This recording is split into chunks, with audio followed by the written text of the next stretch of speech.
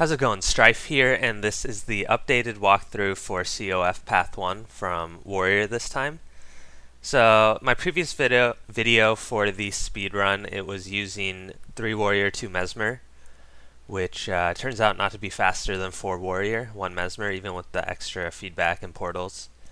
But the first thing we're doing here is still the same, even with 1 Mesmer. We held the video for an extra second. Someone talked to Farah before the video ended to grab her, and then we portaled her up to this door, which bypasses that whole walking sequence to cut out quite a bit of time. So while we wait for this talking sequence and Mag to spawn and blow up the door, you can actually hit this door, as you can see, to build 30 adrenaline.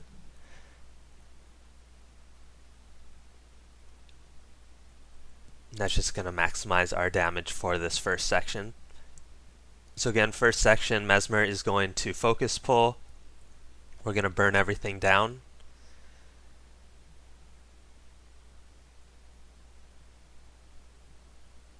And just get ready for the first boss. For the first boss, as we're running down, all 4 warriors are going to for Great Justice, and then the Mesmer is going to signet to give us 25 stacks of might. And the reason I frenzy right now is just to start my 100 blades immediately, even if time warp doesn't start, because there's nothing else we really need. We already have the 25 stacks of vulnerability on him and our 25 stacks of might. So we'll just burn him down really quickly like that. You can see my rotation. What you want to do is you want to use the 100 blades and whirlwind into the wall. Then you want to utilize the superior auto attack of axe and try to eviscerate right at the end. So that's going to allow you to burn down the slave driver very quickly. Here's just the simple running sequence. I'm kind of surprised that they haven't made you fight that middle boss yet, but currently there's no point in fighting him. He doesn't drop a bag or any silver, so he's pretty much just a waste of time. Once we get up here, this is the Acolyte event. Everyone's probably pretty familiar with this by now. You just have to kill the 10 Acolytes 4 at a time, and then in between the spawns you have to wait about 30 seconds, and there's actually a couple safe spots to go to.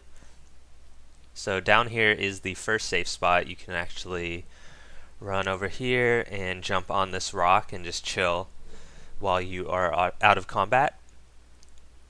You can use your cooldown timers on your bar if you need to time as well, the 30 seconds roughly that it takes for the Acolytes to spawn, so you can just start running back up around 25 seconds.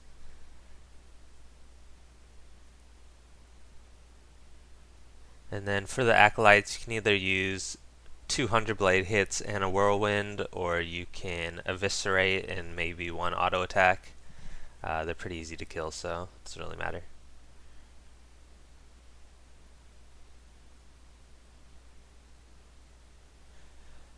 And then the second safe spot is down in this hallway. If you run all the way to the end to the farthest point, which is by this rock right here, you can actually break combat as well.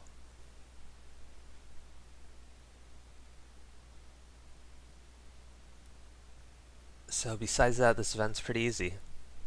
Nothing really to worry about. No point in kiting around the middle when you can just break combat.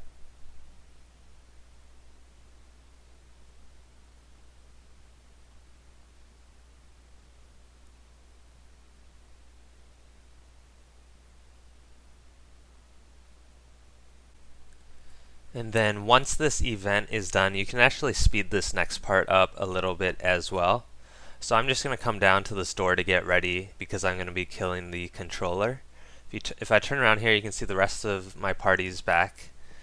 The warriors right now, they have Warhorn on. You can actually speed up the NPC, so it'll walk faster with swiftness buff on, and it'll just cut down a couple seconds here. Not a huge deal, but when you're trying to go for a speed run, that's what we do.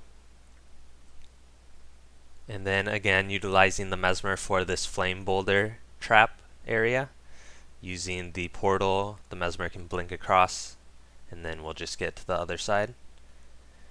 Again here, all 4 warriors are going to 4 Great Justice, and I'm going to Signet so I have 17 stacks of Might for this controller. I want to pop Stability when I first go into the room, then pop Frenzy, 100 Blades, and then Whirlwind, and finish off with an Eviscerate. And that will allow you to kill the controller extremely fast.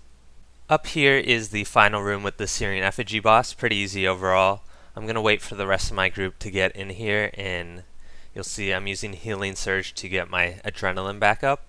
As far as the boss, all you need to do is dodge his red AoE, or have a condition removal, and then either dodge, stability, or the best way is to feedback block his crystal knockdown.